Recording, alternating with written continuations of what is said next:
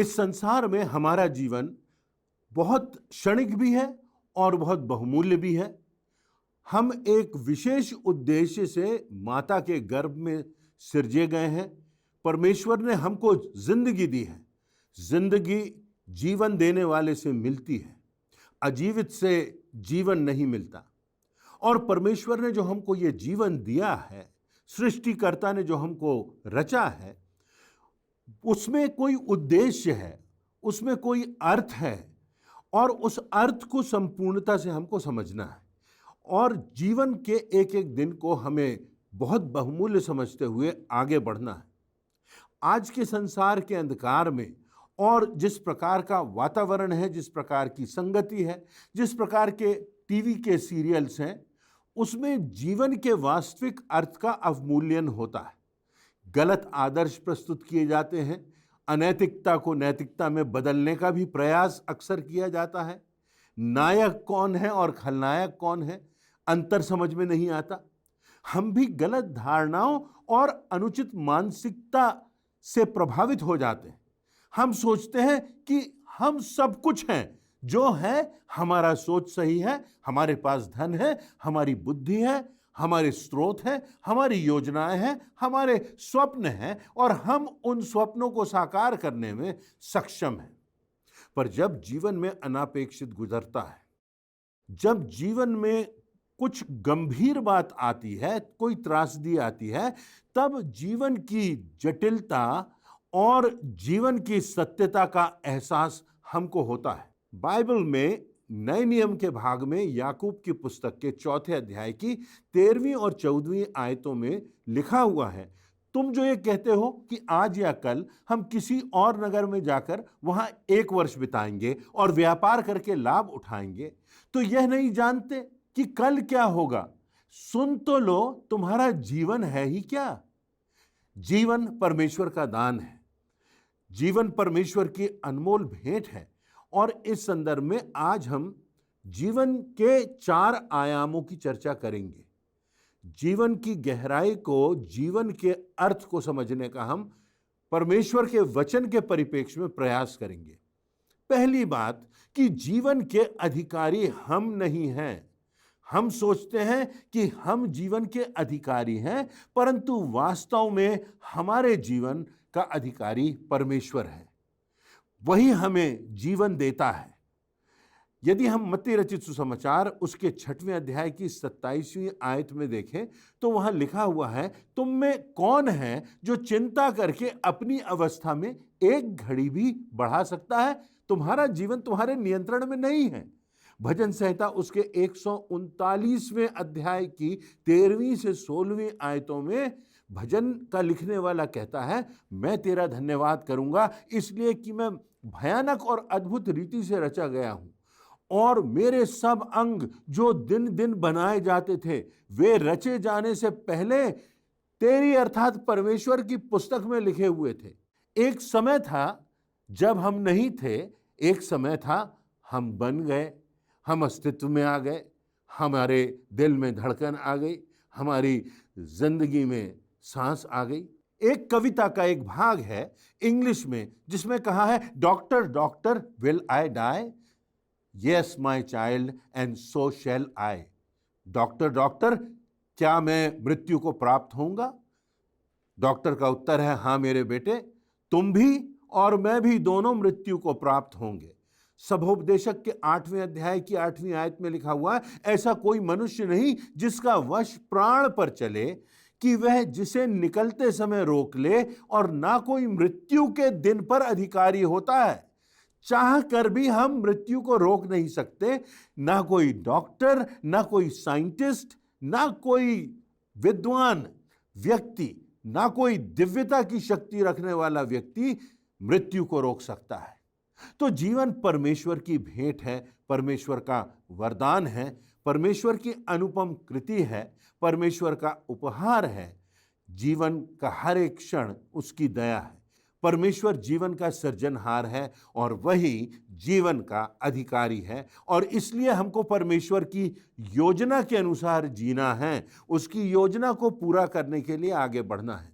Daniel नबी की पुस्तक उसके 5वें अध्याय की 23वीं आयत में दानियल राजा बेलशस्सर से कहता है, परंतु परमेश्वर जिसके हाथ में तेरा प्राण है और जिसके वश में तेरा सब चलना फिरना है, उसका सम्मान तूने नहीं किया। दानियल राजा को चिता रहा है, परमेश्वर की इच्छा पूर्ण करने में ही हमें अपना समय लगाना है। यही परमेश्वर की ओर से आज हमारे लिए चेतावनी है कि जीवन का अधिकारी परमेश्वर है, उसने हमको बनाया है, उसने हमको भेजा है और हमको जीवन व्यर्थ नहीं गंवाना है, इसका एक एक दिन सार्थक बनाना है। दूसरी बात, जीवन संक्षिप्त है। याकूब की पुस्तक उसके 4 अध्याय की 14वीं आयत में लिखा है, तुम तो मानो भाप के समान हो, जो थोड़ी देर दिखाई देती है फिर लोप हो जाती है। सुन तो लो, जीवन भाप के समान है। इसी प्रकार भजन संहिता के 90 अध्याय 90th चैप्टर उसके 9वीं और 10वीं आयत में लिखा है, क्योंकि हमारे सब दिन तेरे क्रोध में बीते जाते हैं, हम अपने वर्ष शब्द की नाई बिताते हैं। हमारी आयु के वर्ष 70 तो होते हैं और चाहे बल के कारण 80 वर्ष भी हो जाएं, तो भी उनका घमंड केवल नष्ट और शोक ही शोक है, क्योंकि वह जल्दी कट जाती है और हम जाते रहते हैं। उसी प्रकार परमेश्वर के वचन में अर्थात बाइबल में सभोपदेशक के 6वें अध्याय की 12वीं आयत में लिखा हुआ है, क्योंकि मनुष्य के क्षणिक व्यर्थ जीवन में जो वह परछाई की नाई बिताता है। देखिए, यहाँ जीवन की जो समानता बताई गई है वो परछाई की नाई है, जो आती है और चली जाती है। और आगे लिखा हुआ है, कौन जानता है कि उसके लिए अच्छा क्या है, क्योंकि मनुष्य को कौन बता सकता है कि उसके बाद दुनिया में क्या क्या घटित होगा। तो जीवन बहुत तेजी से बीतता है। बचपन में लगता है किसी बुजुर्ग को देखकर कि अरे अभी तो हमारे बुजुर्ग होने का समय बहुत है, अभी तो हमारे पास बहुत सारा समय है। 5 साल की उम्र में 50 वर्ष बहुत ज्यादा समझ में आते हैं, पर जब व्यक्ति उस अवस्था में पहुंचता है तब लगता है कि अरे कितनी तेजी से ये दिन बीत गए, कितनी तेजी से महीने बीत गए, कितनी तेजी से ये वर्ष बीत गए। हम कहाँ थे और कहाँ पहुंच गए पता ही नहीं चला। हमारा बचपन था, उसके बाद हम पाठशाला गए, उसके बाद हम कॉलेज गए, उसके बाद हमने कार्य किया, हमारा विवाह हुआ और उसके बाद हम अपने बच्चों को देख पाए। परंतु कब हमारी मृत्यु का दिन आ जाएगा हम नहीं जानते। हर एक अंतिम संस्कार जिसमें आप उपस्थित होते हैं, हर एक गंभीर दुर्घटना या बीमारी का जिसका हम अनुभव करते हैं या अपने प्रियों के जीवन में देखते हैं, वे सब परमेश्वर की ओर से मानो हमारे लिए चेतावनी और संकेत की बात है। मानो वे हमें स्मरण दिला रहे हैं कि हमारा जीवन बहुत छोटा है, बहुत संक्षिप्त है, क्षणिक है। देखिए और सोचिए, आपके माता पिता, आपके दादा दादी या आपके वे प्रिय बुजुर्ग जो अब इस संसार में नहीं रहे, जिनकी आवाज अब शांत हो चुकी, ऐसा लगता है अभी अभी तो वो मुस्कुरा रहे थे, अभी अभी तो वो हमें अपने प्रेम से आशीषित कर रहे थे, अरे अभी अभी तो हम हंस रहे थे, अभी अभी तो हम बातें कर रहे थे, अभी अभी तो वो हमारे सिर पर हाथ फेर रहे थे, हमें अच्छी सलाह दे रहे थे। पर अब सब धुंधला सा होता जाता है, जो चित्र तक सीमित रह जाता है, जो किसी फोटोग्राफ तक सीमित रह जाता है, किसी वीडियो तक सीमित रह जाता है। तो इसलिए ये बीती हुई बातों के जो चित्र हैं, जो हमें स्मरण दिलाते हैं कि कितनी तेजी से हमारे प्रिय इस संसार से गुजर गए और एक समय आएगा जब हमारा जीवन भी बीत जाएगा, हमारा जीवन भी, हमारा समय भी बीत जाएगा और हमें पता ही नहीं चलेगा। इसलिए हर दिन, हर समय, हर पल, हर आशीषित समय जो हम अपने परिवार के साथ बिताते हैं, जो हम अपने प्रियों के साथ बिताते हैं, वो बहुमूल्य है, परमेश्वर का उपहार है। उसको हमें परमेश्वर की महान आशीष समझ के स्वीकार करना है और परमेश्वर को धन्यवाद देना है। तो जीवन में ये धन्यवाद होना चाहिए, धन्यवाद होना चाहिए कि ये वर्ष, ये समय परमेश्वर ने हमें दिए हैं, और तब चेतावनी होना चाहिए कि ये बीत जाएंगे, और तब एक प्रतिबद्धता होना चाहिए कि हमें परमेश्वर की इच्छा को पूरा करना है, अपने जीवन को सार्थक बनाना है। तीसरी बात, जीवन अनिश्चित है। याकूब की पुस्तक में वापस हम जाते हैं, उसके 4 अध्याय की 14वीं आयत में लिखा हुआ है, यह नहीं जानते कि कल क्या होगा। नीति वचन भी हमें स्मरण दिलाता है, उसके 27वें अध्याय की पहली आयत में लिखा है, कल के दिन के विषय में तू मत फूल, अर्थात आने वाले कल के संदर्भ में तू घमंड मत कर, क्योंकि तू नहीं जानता कि दिन भर में क्या होगा। अरे आज के दिन में क्या होगा, अगले घंटे में, अगले पल में क्या होगा, तू नहीं जानता। घमंड किस बात का? हमें और आपको सबको इस संक्षिप्त सी जिंदगी को छोड़कर एक दिन अनंत में परमेश्वर की निकटता में जाना है। सभोपदेशक की पुस्तक के 9वें अध्याय की 12वीं आयत में लिखा हुआ है, क्योंकि मनुष्य अपना समय ही नहीं जानता। कुछ वर्षों पूर्व हमारे एक परिचित के प्रिय परिवार के लोग घूमने गए।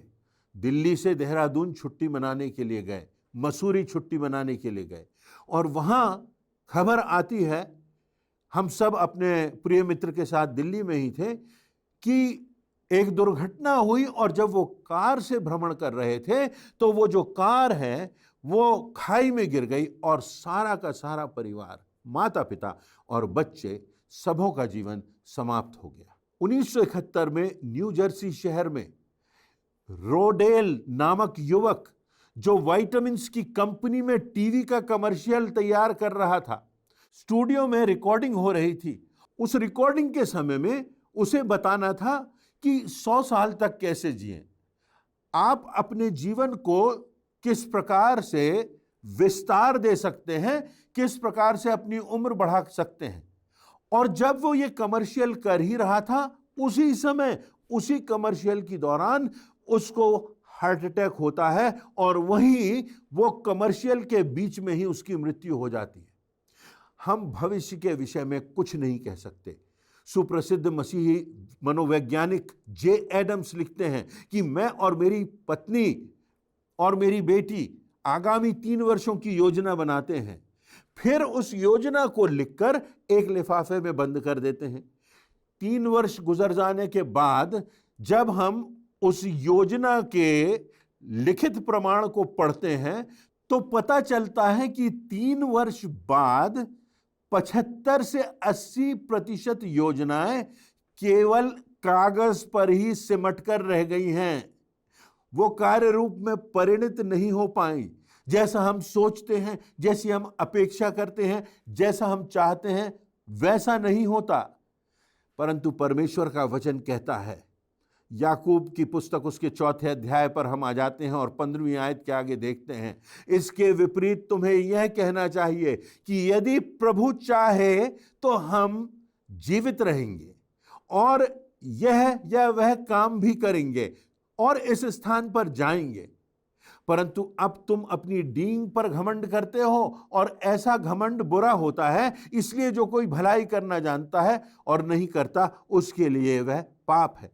देखिए, यहां पर अय्यूब कह रहा है कि हमें यह कहना है कि हम योजना तो बना रहे हैं, परंतु अगर परमेश्वर की इच्छा होगी, मेरे मित्र, मैं आपसे मिलने तो आ रहा हूं, मेरे प्रिय, हमारा परिवार ये योजना तो बना रहा है, मेरे भाई, मैं आपके पास आना तो चाह रहा हूं, योजना बना रहा हूं, यहां तक कि टिकट भी खरीद लिया है, परंतु यदि प्रभु की इच्छा हुई तो मैं आऊंगा।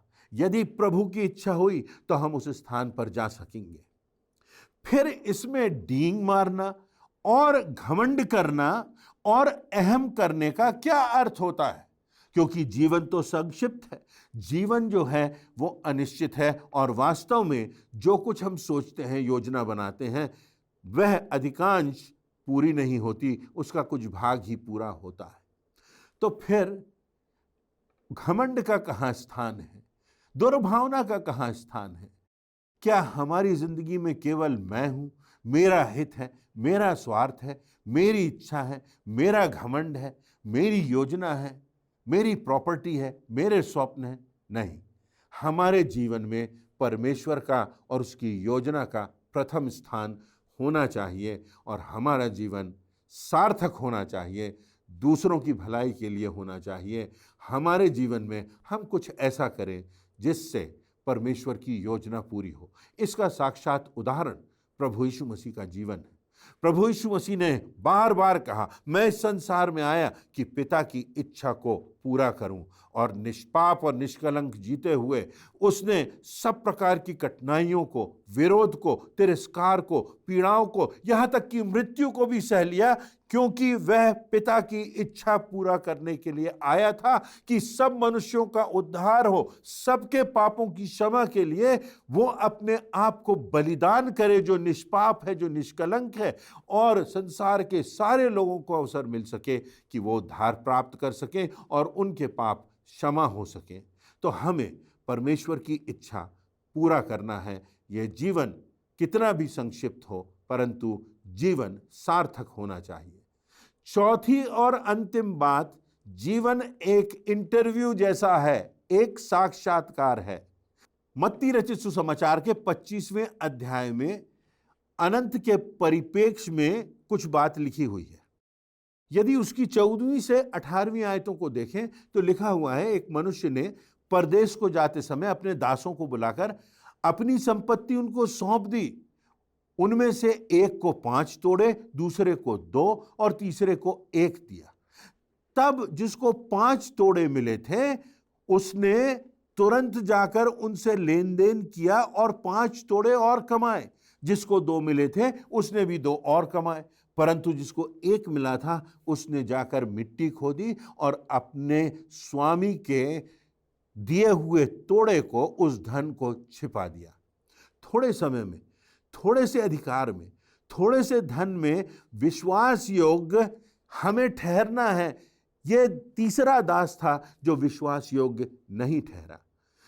तो अनंत जीवन का वारिस कौन होगा? परमेश्वर किसको बनाएगा?